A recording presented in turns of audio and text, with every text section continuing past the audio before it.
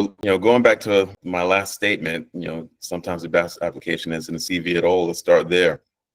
Your first board seat didn't come through traditional application.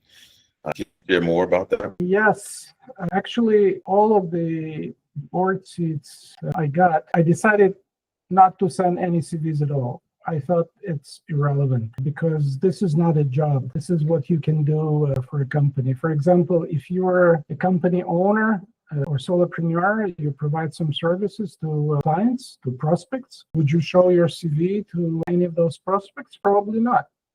So instead of sending CVs, I just sent a very short email with a couple of bullet points of what I thought that I could do for those companies.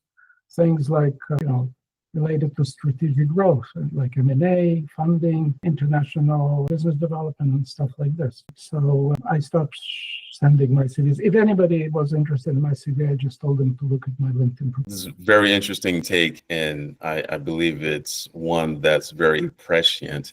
But what I learned when I was still running companies is that your job is not to try to convince everybody about your offering. Your job is try to find out those who actually can profit from whatever you have to offer. And this was probably the same in this case.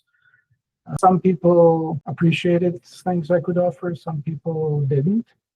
And I just had to follow those that did.